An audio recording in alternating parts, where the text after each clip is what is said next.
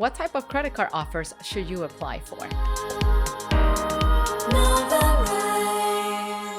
Hello everyone and welcome back to another episode at Novarise Invest, your channel for financial education. So today we're going to talk about credit card offers.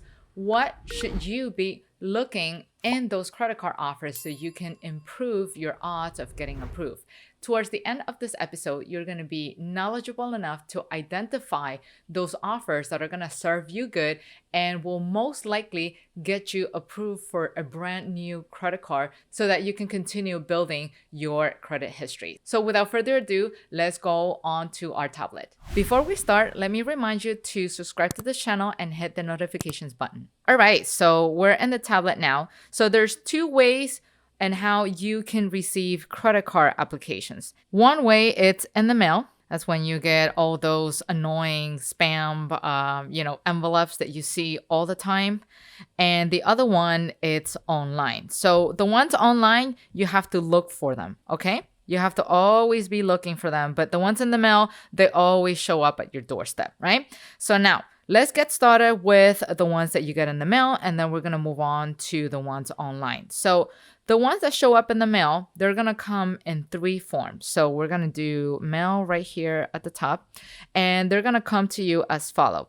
They're going to come in an envelope that says pre-selected. They can also come to you in a pre-qualify envelope, or you can also get it as a pre-approved envelope, right? So what does each of these mean? Should you go for all of them? I don't know. Let's find out. So when you're getting a pre-selective envelope, that just simply means that the bank has enough information on you to invite you to apply, okay? No specific amount has been made to you and anything like that. So it's more of like, you're an acquaintance, I get to know you, I like you enough, I'm going to invite you to come over, right? Now, when you're getting a pre-qualified offer, that means the lender decided that you will likely, okay, likely is the key word here, you will likely be approved, okay, be approved for a certain amount. And once you get a pre-approved letter, that's more official, right? It's like, you're officially approved, and it is almost certain. I want you to keep that in mind. Almost certain that you will get approved if you apply. So if we have to break things down into a percentage base, when you get a pre-selected invitation, that means you have 70% chance of getting approved. If we have to put this in number. When you get a pre-qualified offer, that means you have 80% of getting approved. And if you're getting an invitation that says pre-approved, that means you have a 90% chance of getting approved, right? So depending on the odds that you're seeing here on the screen, it will make sense that you want to go more with a pre-approved offer because you have the highest chances of getting approved. However, let me remind you that these are odds of being approved. These are simply percentages, right? It is not a guarantee that the bank will approve you 100%. In fact, I've heard of instances of people who have applied for a credit card application, they have gotten it approved, and then days later, the bank decides to just simply not give them the credit card. Of course, chances of that happening are very slim, but they can be instances of what that has happened. So if you're looking to improve your odds of getting approved, every time you're receiving that junk mail, quote unquote, make sure that you're paying attention to these words right here. That's either pre-selected or pre-qualified or just simply pre-approved. In fact, I actually have here some samples that I wanted to show you. Here. A friend of mine recently got a couple of invitations in the mail, and she was gracious enough to let me borrow her envelope so that way I can scan it and create an episode for you. So you see here, so this was an offer that she received from Freedom Unlimited. And as you can see here on the screen, right here, you will see the word pre-selected. Okay? So if you were to receive a pre-selected envelope, now you know you have 70% chances of getting approved. Now, if you got a pre-qualified loan, oh, voila, so easy, right? Just read at the words, look at what it says, pre-qualify. Now we're talking about an 80% of getting approved.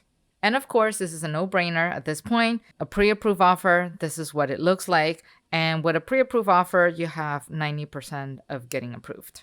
Now, back to the tablet. That was just for the offers that you receive in the mail, right? So what happens if you do receive offers online? Well, let me rephrase it. You do get them, but you have to know how to find them, so to speak, right? So in terms of online offers, there's 2 platforms that you can leverage. Of course, there's plenty of platforms out there, but in this video, we're going to talk about 2 in particular. But before we do that, if you're enjoying this episode, do not forget to hit the like button right here so you can help this episode rank and help others like you looking for information of this kind. So there's 2 platforms that you can leverage, and you do visit them more often than you think. One of them is Credit Karma, and the other one of them is Experian. So these 2 platforms are being used to check on your credit. And the beauty about these platforms is that not only they provide you with the offers, they also provide you with approval lots, okay? And same thing happens with Experian. Same thing. You get the offers and you get your approval lots over here. So how does these offers look like on the website? Let's find out. So here's a quick screenshot that I've got. And if you want to find out how you can actually get a hold of these credit card offers in Credit Karma, here's an episode that I created not too long ago that you can definitely check out, and it will help you navigate the platform so you can actually find these offers. Like I said, Credit Karma makes them readily available for you and the website, but you have to know where to look for them, right?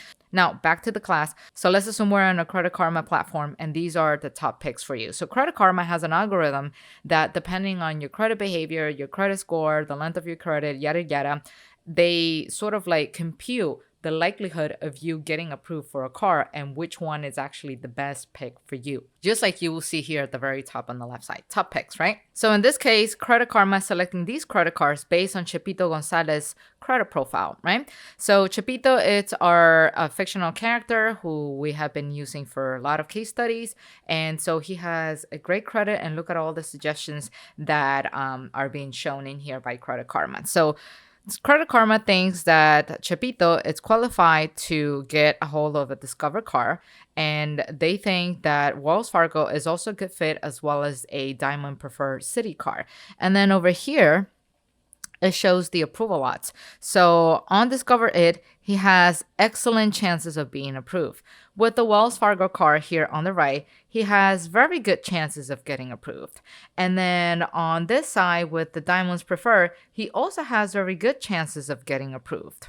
Sounds great, right? It makes your life a lot easier than trying to remember pre-selected, qualify, pre-approved, and yada yada. Although that's why we're discussing several options, because it all depends on what works best for you. Some people prefer the offers that they're getting in the mail. Some prefer to do it in a more digital way, and that's why we're showing this to you right now. Now, if you are having a hard time trying to understand what the approval lots means, all you got to do is just to simply click on this exclamation sign right here, and then it will pop up a window that's going to explain you what the approval lots means, right? So you can read this on your own, and then, you know, it basically just summarizes what I just explained in terms of them selecting a credit card for you based on the odds of approval, based on your profile, and yada yada. Okay, so feel free to go over those and read those at your convenience. So now I want to go ahead and talk about Experian. So with Experian, same thing. You also have to do a little bit of digging, although some of us do check out our Experian profile